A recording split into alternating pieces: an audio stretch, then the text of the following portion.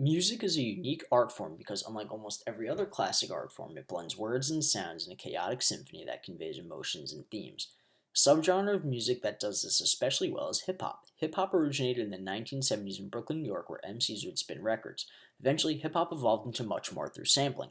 Sampling is a technique in which a producer will use a snippet of another song, alter it, and then build a beat for a record around the snippet. For example, Kendrick Lamar's song Hole Up is a sample of Shifting Sands of Sound by the Sid Dale Orchestra.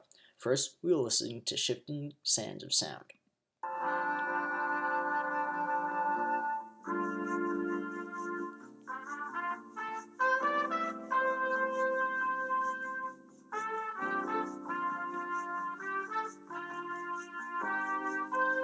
Next, Hole Up. Just bury me with 20 bitches, 20 million in the countdown fitted. Hold up, hold up, hold up, hold up, hold up, hold up, hold up, hold up. Yeah, big shit poppin'.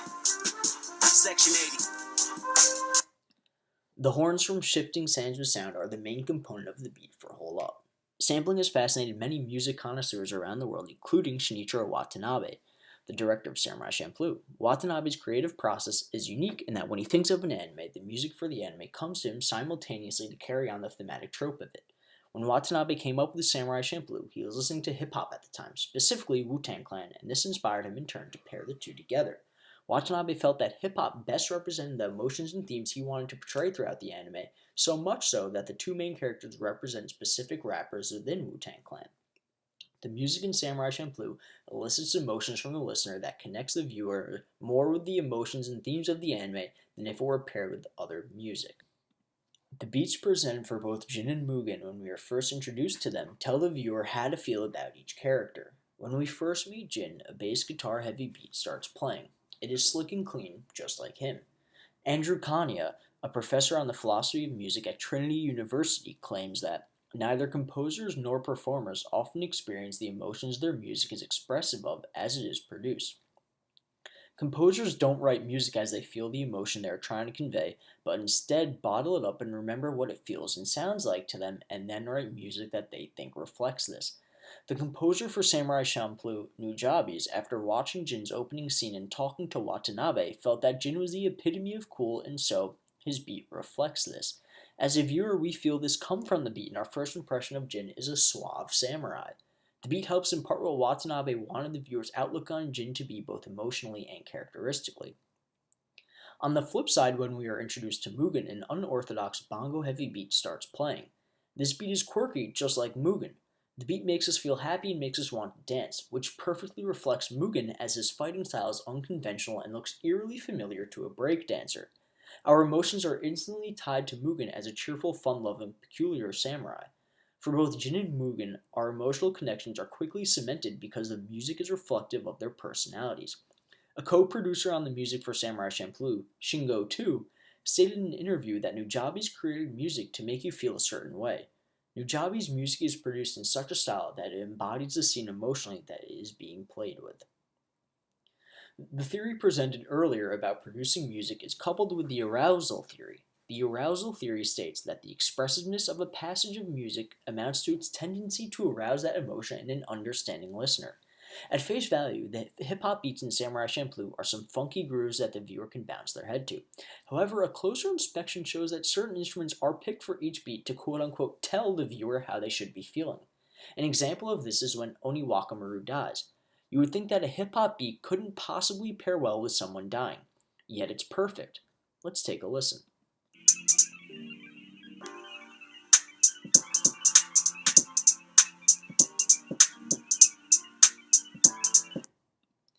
Fu runs over to Oni Wakamaru to ask him why he protected her.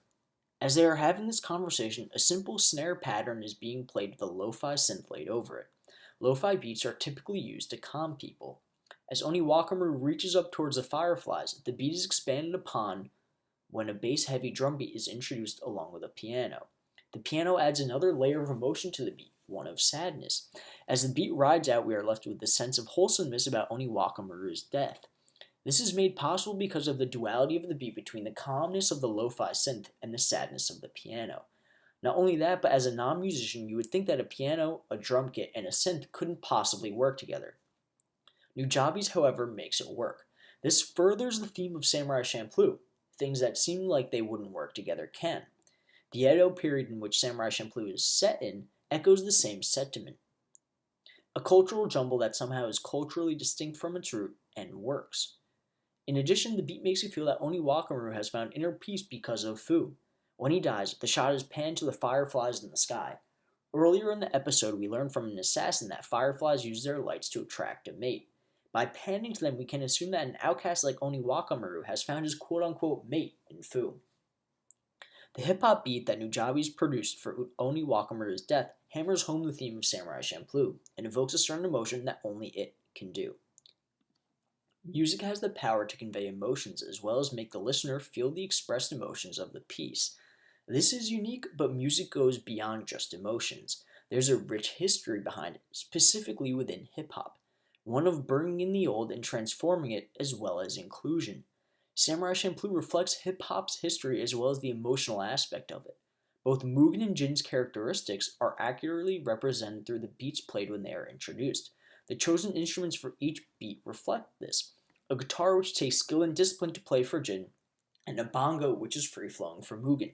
While the analysis provided above is satisfactory, music theory should be studied more in depth to see how it can further our understanding of emotions in music.